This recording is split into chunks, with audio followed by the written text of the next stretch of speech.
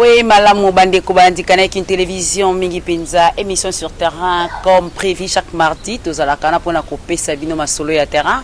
Ndeti mardi 5 juillet 2022, beaucoup Nabiso Susuna, député provincial. Élu, il y a Makala, Manamboka, Sami Kalonji, a Utikuleka, Kalamingi, 2 semaines à Kanek, une télévision, Bolanda Kebele, Naisika à se présenter, peut-être pour Naba Oba Kozoye, sous le lot, Kota la Mbala Yambo, à se présenter, Kakamuke Bongo, Tokota Namaso Nabiso. Il y a mardi, il y a Lelo. Mbote, honorable Sami Kalonji. Mbote, maman, Mifi. Mbote, Balandignon, sur la canal Kin Télévision. Mbote, Balandignon, sur la émission sur terrain. Voilà, merci Bandeko Balandi, Total Isimé qui était un belibino, Ponabino, Molo Belia, Komine Yamakala. Tobeta Masolo à partité, il est de l'UDPS pour vous rappeler, mais Azande Molo Belia Bana Makala, il n'a pas besoin d'un couleur politique. Voilà, tous au côté mon honorable Kaming Tebo Tukozwa, vacances parlementaires, Boni Sango, ya Komine na Yotopé à circonscription électorale. Maman Mifi, Tukozwa, vacances parlementaires. Nous avons vacances parlementaires, nous avons fait il y a le 30 juin. Fait le 30 juin, dans la commune, est très mouvementé parce que Bana Makala, il y a Bipaï na Bipaï, balobaki ba fêter bango moko te sengeli na fêter na bango. Voilà, avant au comme place au lingo bete soto e banano avant to kota lisolo actualité 70 ans après l'indépendance de la République démocratique du Congo. Bilan ni yo sali tant que politique qui a école au Congo démocratique. Oui, bilan est un peu mitigé parce que depuis 1962, Tilelo vraiment il fallait tout réaliser ba merveille.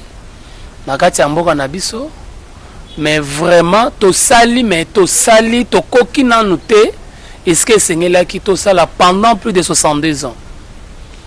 Mais dis-moi, to sali quand même oyo to kayu ko sala, et il y a beaucoup à faire, beaucoup sur tout le plan. Na ba domaine nyonso ezana ebele ya ko sala par rapport ya oyo biso to salaki. Voilà, tout l'enjeu na bokebi honorable abeti ezapena ebele ya kosala binomo boyo ki bande ko bandi to kota masolo ya sur terrain ba moko honorable le 30 juin vraiment circonscription électorale na yo ezali commune Makala a été très plutôt mouvementé na journée à les 30 comment ezaki effectivement très mouvementé bana Makala na ba coin nyonso ba sepela ki vraiment nazala na bango pour to célébrer 72e anniversaire ya indépendance na biso. O coïncidaki na ko kundama ya relique ya héros national Patrice Emery Lumumba vraiment na quartier Fidi tozalaki na ba jeune ya bana Roma o bakangami na le Pedro le millionnaire to sala na bango marche de santé to tamboli na bango ko banda cité verte ti to yoko ko ya na rond-point Ngaba, to zalaki na association les amis de Sami Kalonji. Ba onde to banda ina bango lancement officiel ya Makala Bopeto na commune ya Makala, wana to zali na quartier Ouele. Ba mama ya Ouele ba sepela makasi de sorte que biso nyonso ensemble to sangana to sala musala ya kokomisa commune na biso propre. Biso moko bana Makala. Vraiment bana Makala bazali na esengo makasi ya omona que cette fois-ci au moins par rapport ya ba initiative na biso esengeli mena Makala eko mapeto parce que tozelaki gouvernement provincial baya ko sunga biso protocole misa Makala peto to tseli ko mona bango te et tozoka ka slogan kini bopeto ezaka na Gombe na lingwa la pena kitambo mena Makala to mona yango te. Yango jeudi le 30 juin bana Makala batelemaki na kati association les amis de Sami Kalonji ba kitaki na quartier Ouele ba ke ko sala lancement officiel ya Makala Bopeto. Honorable Naibio Maloba, pardon, Naibio Maloba, Bandeko Balanti. Honorable Lobi, Bobandi Salon à Makala. Pensez-vous que Yoko Long a penza Makana, c'est une chose pendant que vous en appuyez au gouvernement provincial, pour Kolanda, na Bokebi, et ça quoi, Yomoko Siko, Nde Oluki, Omiko Tisapenza, na Maimatali, Salon au rendre commune à Yobopeto. Est-ce que Yomoko Kokassan, puis au gouvernement provincial, soit en central? Oui, maman. Esengelaki nanu biso moko nanu to banda nanu. Biso moko to sala nanu, to leksa nanu bonne volonté ya ko sala. So le gouvernement provincial ko appuyer biso et ko zala malamu. Nandimité que na ko sala nyonso au même moment. Mais ne fût-ce que premier pas au totier, je sais que c'est déjà bonne volonté to zana yango ya ko bongisa commune na biso. Yango to zali na quartier où elle est na wenze ya quartier ya où elle est to lancer officiellement programme na biso ya makala bopeto to ko baluka na yango commune mobimba makoki na biso esika ekokokisa ekokoka pona kosala musala wana ekosala to kende au-delà te. Mais ce gouvernement provincial est trouvé que ekoko appuyer biso ndenge biso to bandi tant mieux ba ko appuyer biso. Mais ceux qui va appuyer biso te tozo continuer kaka biso moko bana makala avec les moyens de bord bana makala bango moko balobi il faut aussi makala na biso na maboko po tozeli mingi makala ezaka ka salité alors que na Kinshasa slogan ezali ya munene ya kini bopeto mais biso na makala tomona kini bopeto yango biso moko to bandi makala bopeto en dehors ya owana bana makala pe bakendai ko beta honorable Zela pourtant on somo nos okosa pe ba téléspectateurs ba ninga ba mona ba preuve bande ko balanzi député provincial makala lobby le 30 juin azaki sur terrain en les plasto loba to pendenga lobby image yango moko etalisa boyanda ndenge le kaki alobi abandaki na marche de santé na bana Roma et puis ayoko abanda plutôt na salongo ayoki ne marche de santé bolanda.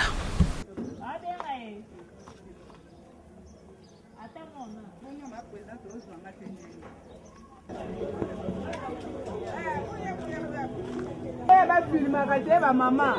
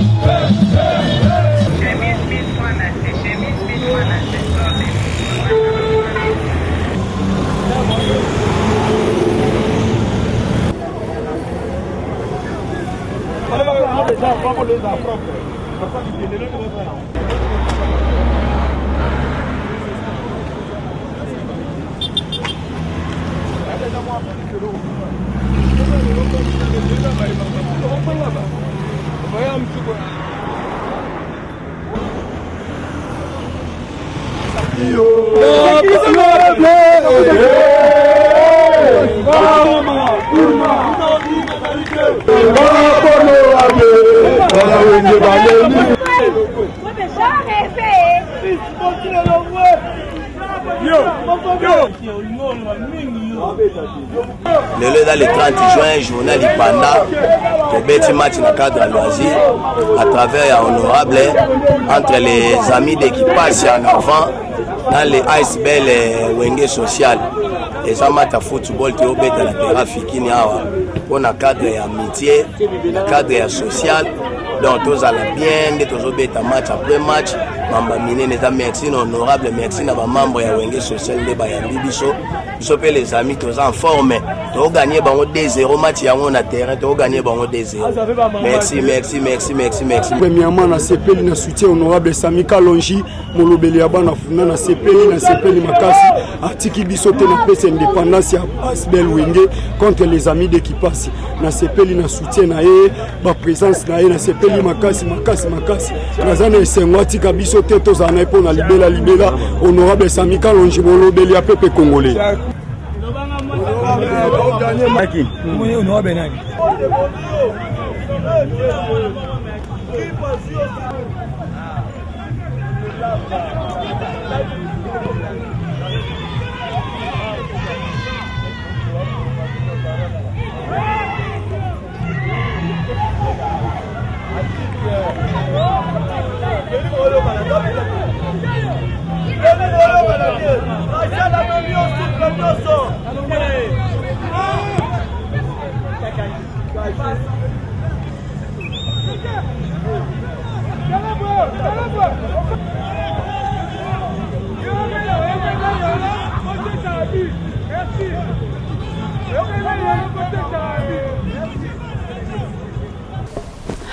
Merci Nassardou Dimbumpono, les grands caméramens, il y a émission sur terrain.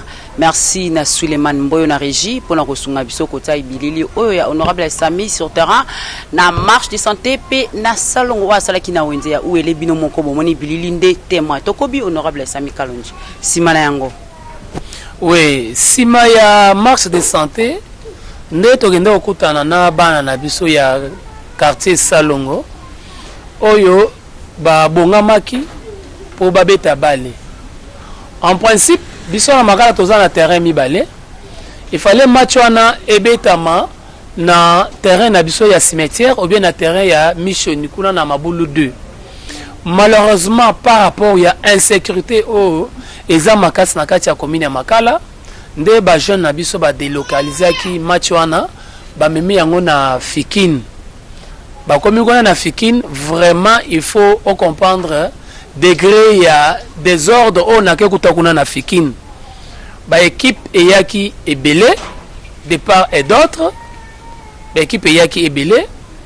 Maintenant ba équipe terrain on est à la terrain ya ba jeune ba yo s'entraîner. Maintenant exceptionnellement pour la journée il y a jeudi le 30 juin journée il y a fête nationale. Il y a indépendance ya mboka na biso. Ba footisbana na biso mbongo 15 000 francs par équipe. Mais tala combien d'équipes il y a qui place wana? À peu près 150 équipes.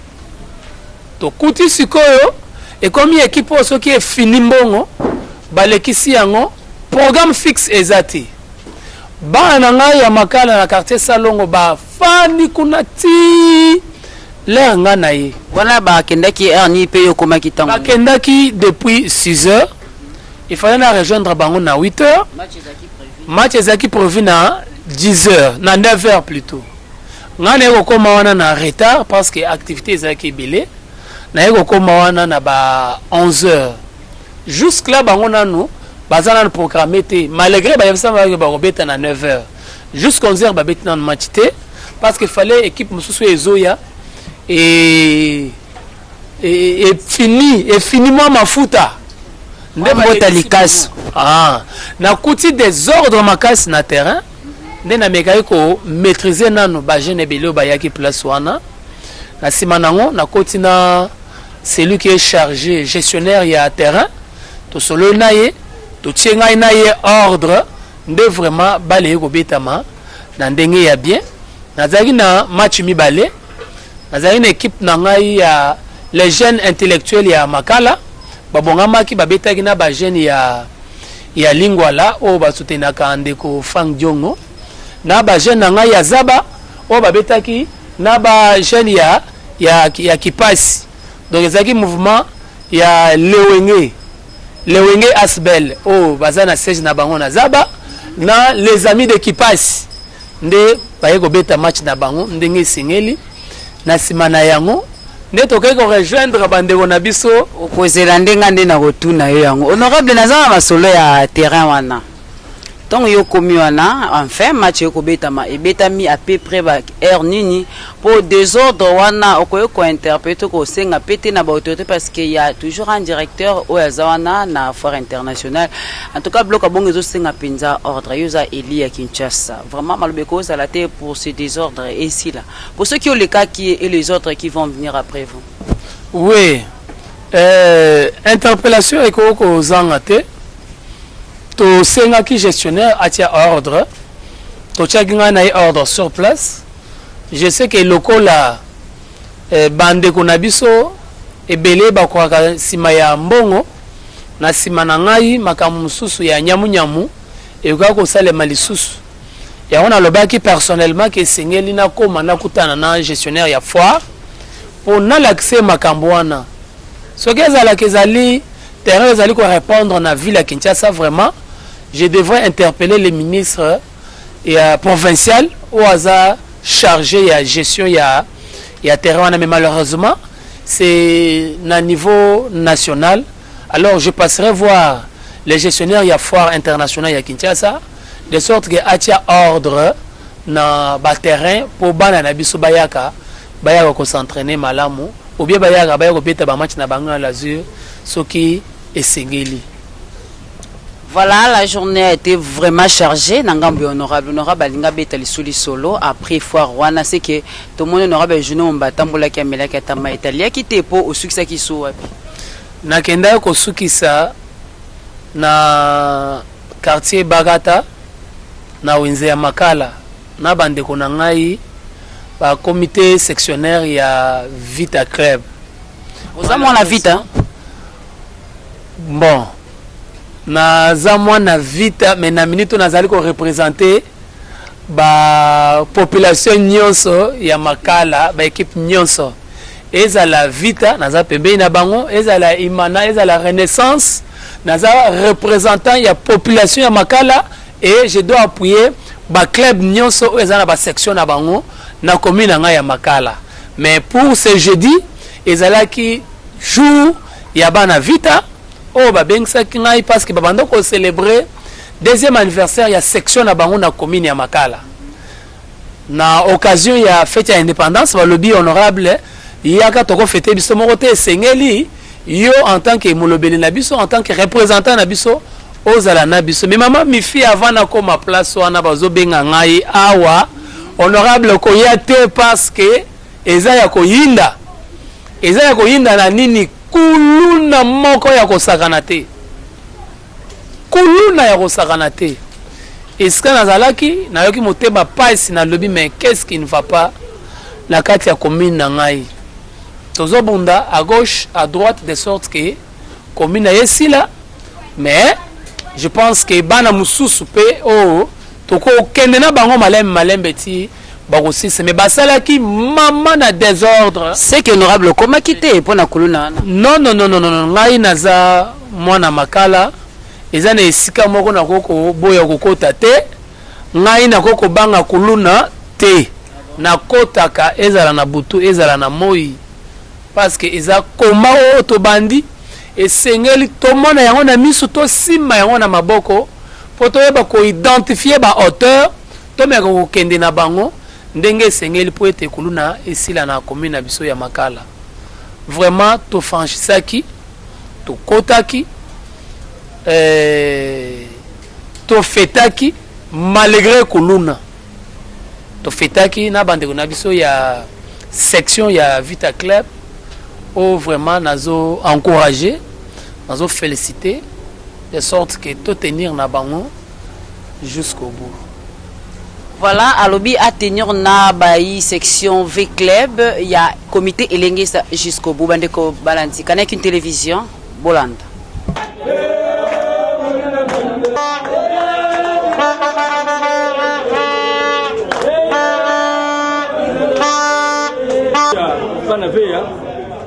C'est ça la mission que ça les gars déjà. Il y a de chaque effort to benga la fondation. To ça derrière la fondation là. Bon, et ça va pour la ngana insister téléphone silinga la compte peut permettre dans ma makala na roya. OK. OK les boss.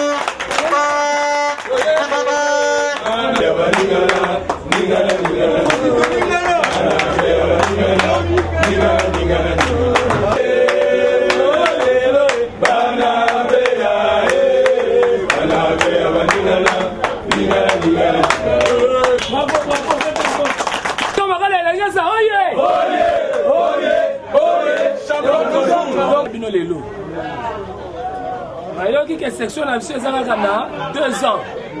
Et les anniversaires en bon mais awa programme ba pesaki mais exploitant qui a monté parce que tozali na musala ebele. Na nina na yate pour journée ezaki surchargée. Mais président à lobby il faut oya. On a fait en tant que moi, on a fait un lobby président Nazoya. On a vu président Zobé Nangaya, il y a honorable Koyate na FCT. Président propose à la Marobana yote. La FCT na rozala na tante. Au lobby il faut oya. On appelle le président na osala nini Nazoya. Là-bas Kuluna, musala na ngeza na mona Kuluna na kutana na ye pona bundisa ye. Na bengi la police ye bien yete. Bapazi ba mote. Bitumba toza nango na makala eza yake ba anti valeur oyo esila. Be ko sila. Toyebi eskeli bazo tirer force na bango. Tout ce qu'on a déjà place wana. Solution zozo makala mingi te bakwanyati bango nyonso. Eza la kuluna. Eza la bikanga kanga na makala. Parce que la vie que ndenge bana na ba agir. Bakei. Maintenant c'est bikanga kanga. Obundisa anti-valeur wana ti tokozwa victoire finale la commune ya makala bumu selemba okimia ekokota. Ndenge tokoti kimia na makala 2 kimia ezali nazobunda jour et nuit naza chaque jour na commissariat provincial de sorte que kimia ekokota pe kimia ekokota nayebi ke bitumo nazobunda naza na soutien na ngai ezabino boyo boyete soki bino bo soutenir ngai nde na kai na bitumbala tina suka tozu victoire kimia ekoti mais soki bino botiki ngai nakose retrouver kuna ngai moko na kozanga liloba ya koloba veya oye veya oye ok nayebi ke naza na commentaire ebele ya koloba te lelo eza anniversaire ya section na biso esengeli kaka tiamba président de mtumana esengeli komonanga mela kumakanaliki ngai moko. Voilà, on continue toujours avec l'émission Sur Terrain avec votre invité, l'élu de la commune de Makala, Sami Kalonji. Honorable, tobetona lisolo mokolo ya le 5 juillet bana ya primaire ba outil topé bazo ki ndeko sala ba test ya fin ya étude primaire tout monde qui opé na bilili on dirait ozaki kuna pona bana yango ezalaki boni pona lokola papa na circonscription électorale na lokola papa nini penja ezalaki motu ya topé apport na yo pona bana wana. Oui. En tant que papa, ngai pe naza na mwana oya ngai moko pe o akei kosala test ango ya TENAFEP na okai kofanda na ndako te en tant que papa ya bana ya makala yango na telemaki nakendaki mpona encourager bango na souhaiter bango bonne chance na longola bango kobanga basala examen na kimia po ete toza na posa na bango. Ezali pe pona kolakisa na baimboka ke makala ezakaka na ba kuluna te parce que toutefois on parle toujours de kuluna na commune ya makala tozaka na ba kuluna te toza pe na bana oyo bakendaka classe alors esengeli biso nyonso ba oyo tozali kokamba teme kozwa ba disposition nyonso esengeli po ete bana wana bazala sécuriser contre Kuluna Ouezana Kati ya Makala. Je remercie le chef de l'État parce qu'à cause il y a gratuité, il y a enseignement. Namoni cette fois-ci, bana ebele ya Makala batangi classe.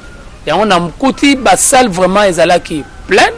Na bana tant on a zo comment équipe mususu pe uti ko kota pour la relaxer réellement avec la gratuité et enseignement. Oh, le chef de l'État Antoine Félix Chilombo a tiré en place, a initié et favorisé bana ebele ba kende classe. Et c'est aussi na nzela wana o tokobunda na poete ba o bazali ba kuluna to récupérer bango na ba centre ya formation oyo asbe na biso ko tient en place dans les jours qui suivent. Et ko sale maketango to silisi na ko encourager bana na biso ko souhaiter bango bonne chance sur place bazo saisir nga na ka ya ndeko na nga ya Makala o akufaki depuis hier soir na ba 17h ayaki na avenue Fesh na direction ya Kimwenza depuis samedi o ya kokali lisusu te ko telema afandi chef de rue ayeko kutana naye a interroger ye apesi adresse chef de rue ayeko kuta na adresse bayebisi ye ke bayebi yete tango azongi kokutana na ndeko ayebisi ye ndeko alobi te na okende kaka me ndeko azalaki na makasi ya kotelema te tango chef de rue ayekozonga lisusu na poko akuti ke tata wana asi akufi. Mais chose étonnante est que tata wana afandi depuis 17h ti l'air nga na komi place wana nde na bengi bourgmestre po aya toye ko évacuer corps wana alors que ba service na nyonso ezalaki déjà saisi et même le procureur azalaki déjà saisi pour na kopesa accord ya ke bakoko évacuer corps. Et on tozo déplorer comportement wana ya ke toko kotika mutute.